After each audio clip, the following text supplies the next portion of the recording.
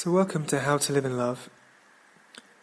My name is Alex, and this podcast is in partnership with the book of the same name, How to Live in Love, by Alexander Bell, which is free to download at alexanderbell.org, along with many hours of beautiful, free, inspiring music. Now, this podcast is called There Is No Threat. Fear is what keeps us separate from God. If there is fear in our heart, there cannot be peace, and we cannot be aware of the loving realm, which is God's realm. It is the same with anger or grief, both of which have their roots in fear. The media floods us with messages of fear and insecurity. The news constantly tells us of the next threat looming on the horizon, of how the world is becoming a more dangerous and dark place. The vast advertising industry makes us feel insecure and inadequate about virtually every part of ourselves, so that we will buy the products they tell us will make us feel happier, freer, healthier, and more confident about who we are. The film and television industry floods people's mind with negative and violent stories and images, which desensitize them, muddy their view of reality, and encourage them to think along certain negative pathways. To a large degree, the media is the global tool of distraction that leads people away from peace, away from their heart, away from joy, away from inner security, and away from an awareness of God. And it does this primarily through instilling fear and insecurity. But this fear and insecurity is not truly justified.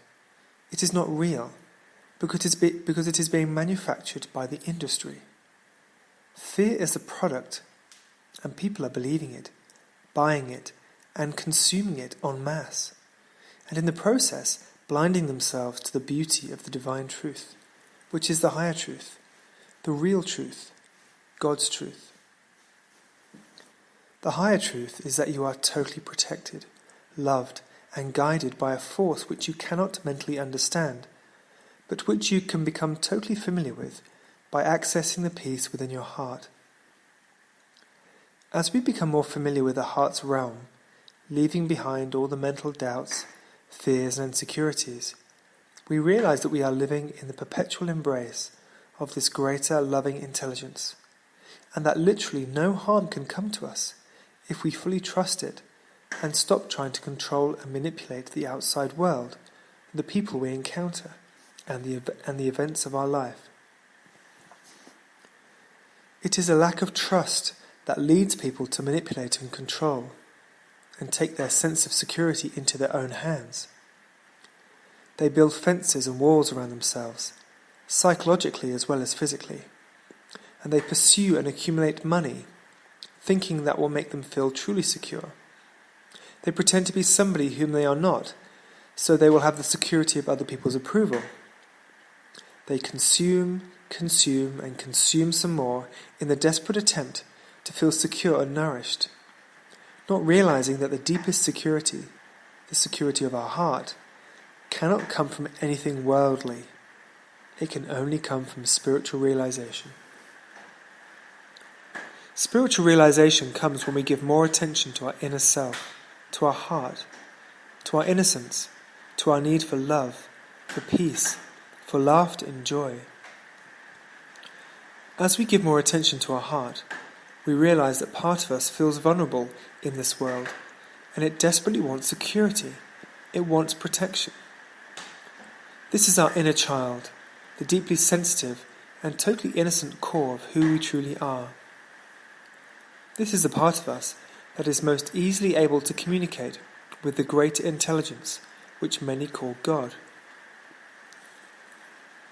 When we ask from a place of humility to feel safe and protected by this greater intelligence, it will bring a deep and lasting peace into our heart that cannot come from any other source. Many people seek this peace through certain drugs, which is totally understandable, but totally unnecessary. And of course a drug is a very poor substitute because it is temporary and it is chemically induced, as well as having a detrimental effect on our body.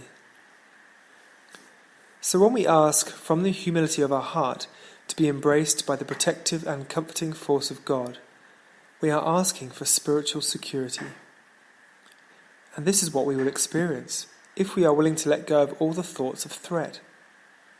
God requires us to let go of all the imagined threat and all the imagined darkness, so He can fill our mind and our heart with light. If we are still doubting and clinging on to anxiety or worry, we are literally inviting the shadows of fear into our being. We must let them go and put our full trust in the most powerful force in the universe, our spiritual parent, whose realm of total peace, light and security we are always able to access when we simply relax our heart and ignore all the fearful and negative thoughts that want us to believe in them. Let them all go and realize that without them there is no threat. The threat only comes when we start thinking. When we ignore every single fearful or insecure idea, what are we left with? This present moment, our body and how we feel. This is why it is very important to let go of the tensions created by anxious thinking and just relax our body. Enjoy feeling free of pressure and free of stress. It is okay to relax and feel the goodness of being alive. You don't always have to be doing. You need to experience the peace of being.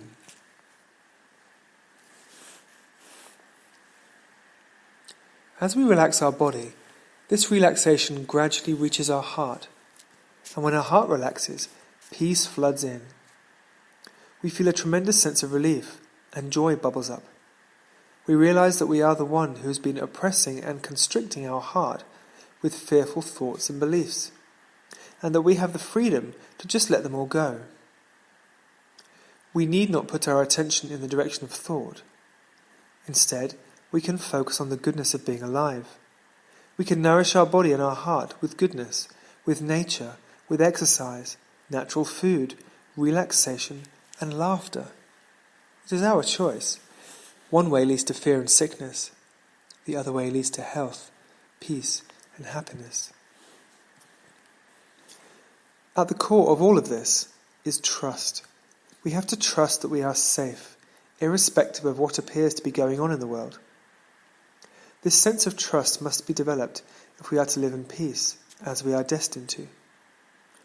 We develop our feeling of trust simply by returning to it when we would normally engage in fearful thinking.